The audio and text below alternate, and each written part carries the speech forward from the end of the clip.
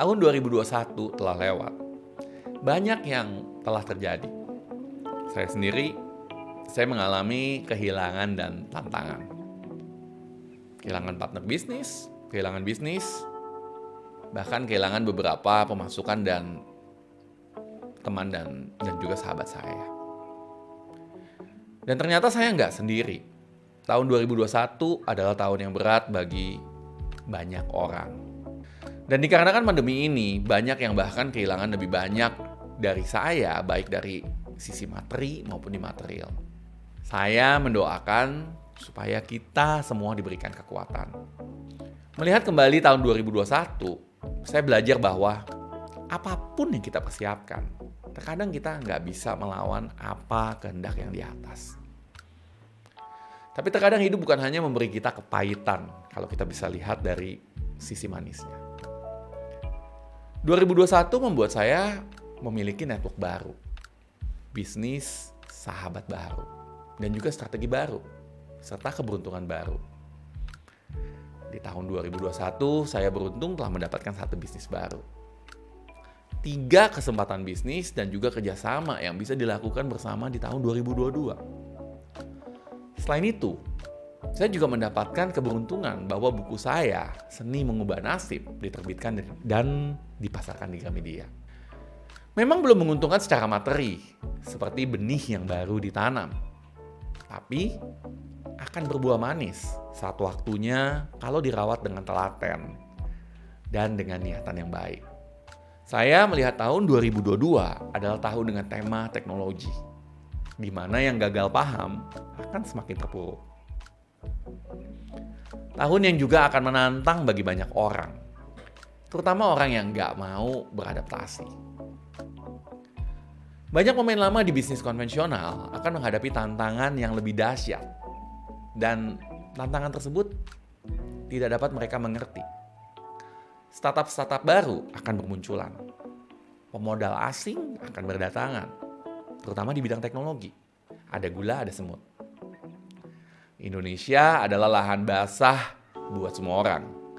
Negara paling besar di Asia Tenggara dengan penduduknya yang konsumtif dan pengkonsumsi digital konten yang besar. Orang kaya baru akan banyak muncul dari nama-nama yang sebelumnya Anda nggak pernah dengar. Demikian juga dengan unicorn-unicorn baru. Konten kreator akan banyak bermunculan. Konten-konten tidak berguna akan semakin banyak membanjiri YouTube. Bisnis lama yang konvensional dengan nama besar akan tumbang. Karena nggak bisa bergerak dengan lincah. Terlalu tradisional. Bisa juga karena terlalu banyak modal yang ditanam di aset yang tidak produktif. Dan berfokus terhadap ketakutan. Ketakutan akan perubahan. Akan ketidakpastian. Dan juga ketidakmampuan untuk beradaptasi. Berfokus pada kepentingan individu, kepentingan masing-masing. Yang penting buat saya. Tapi bukan berfokus untuk mencari solusi dan mengembangkan bisnis bersama-sama. Yang gagal paham akan teknologi akan tumbang, akan makin tertekan. Belum lagi munculnya startup-startup baru yang dimotori oleh anak-anak muda khusus untuk mendisrupsi dan mengambil kue dari bisnis mereka. Akan cukup menantang. Bisnis-bisnis seperti pinjol dan investasi ilegal akan lebih banyak bermunculan. Mirisnya akan di-endorse oleh public figure yang kurang bertanggung jawab. Pinjol untuk memberikan solusi tepat, tapi mematikan untuk masyarakat bawah. Robot dan investasi bodong untuk masyarakat menengah yang ingin cepat kaya. Akan lebih banyak ilusi yang diciptakan di dunia maya untuk cepat kaya tanpa kerja dengan mudah. Dan topik tersebut akan terus diulang. Distributor-distributor akan juga semakin tertekan di tahun 2022. Terutama mereka yang hanya mengandalkan toko dengan cara konvensional. Gak punya eksklusivitas tertentu atau area tertentu. Apalagi dengan semakin mudahnya akses guna menyentuh customer langsung oleh siapapun itu. Termasuk pabrik pemasok mereka juga yang sudah pasti dapat go online. Kunci untuk sukses di 2022 adalah mencari produk dan jasa yang berhubungan dan berbasis teknologi. Contoh, produk-produk yang mewah yang bisa membuat orang tambah eksis, membuat orang tambah keren. Setidaknya kelihatan tambah keren. Barang-barang limited edition, itu akan membuat Anda juga menjadi lebih baik. Bisnis skincare dan kecantikan juga akan bertambah, semakin bersaing. Siapa yang glowing, dialah yang menang. Konsep waralaba murah untuk orang yang ingin berbisnis juga akan meningkat. Dengan memberikan janji bahwa semua orang bisa jadi berbisnis, dan berbisnis itu mudah.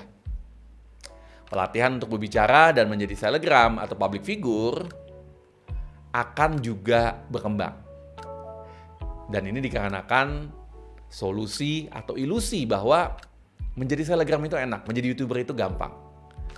Jasa untuk pengobatan mental orang yang stres karena teknologi, karena kecanduan teknologi, dan merasa tidak mampu dibandingkan orang lain yang mereka nggak kenal, dan kelihatan hebat di dunia internet juga akan berkembang.